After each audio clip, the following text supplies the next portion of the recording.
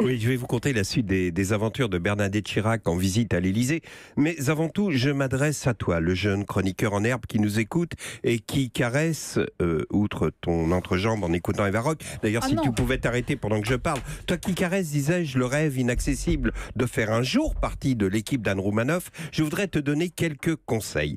Si par bonheur, on t'offre une chronique quotidienne, le problème est de trouver une idée chaque jour. Alors voici une petite astuce. Quand tu as une chronique trop longue, que tu es obligé de réduire pour ne pas déborder sur une séquence intitulée « Le son du jour » que d'aucuns considèrent déjà comme le maître étalon de la qualité radiophonique, eh bien, le lendemain, tu prends les restes inutilisés de la chronique de la veille que tu accommodes avec une sauce à la con du genre « Conseil à un jeune chroniqueur ».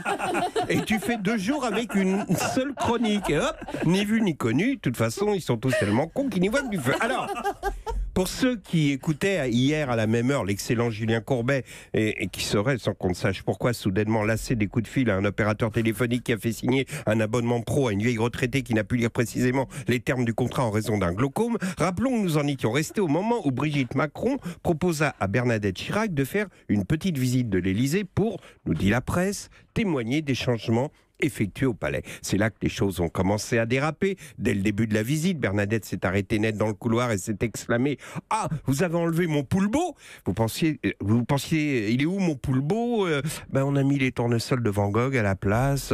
Mais le poulbeau, il est à moi. Je l'avais acheté à la foire fouille avec le clown de Bernard Buffet. Ah bah tiens, le clown aussi, vous l'avez enlevé. Mais c'est quoi cette merde à la place? Ce sont les nymphéas de Monet. Bon, j'en ai marre des tournesols et des nénuphars. On arrête la visite horticole. Tiens, paye ton thé, Brigitte. Bon, lorsqu'on apporta le thé dans le salon Napoléon, où les 2 femmes s'étaient assises face à face, Bernadette resta silencieuse un long moment, tétanisée, le regard fixe sur les jambes de Brigitte Macron. « Ça ne va pas, madame ?» demanda la première dame. « Si, c'est juste que quand vous vous asseyez, on perçoit nettement que vous portez du haut bad. » Tu m'étonnes que Trump soit reparti enchanté de son séjour en France. Ça, croyez-moi, si je m'étais habillé comme ça devant Helmut, la France récupérait la Sarre.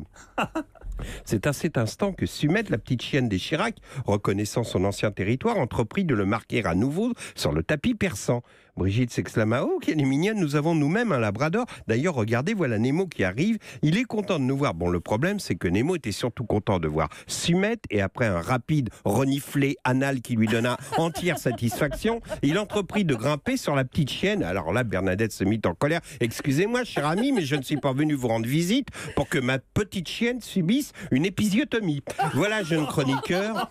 Ah oui, une dernière chose, la chute. C'est important, la chute. Moi, j'ai pas de problème avec ça. J'en trouve toujours d'excellentes. Mais si un jour, tu es à sec, tu dis « Oh, mais je m'aperçois que l'heure tourne et qu'Eva Rock ne va pas avoir le temps de faire sa chronique. C'est dommage, car j'avais une chute brillante, tant pis. » Ah merde, j'ai à nouveau prononcé le nom d'Eva Rock et on vient de perdre à nouveau d'autres jeunes chroniqueurs.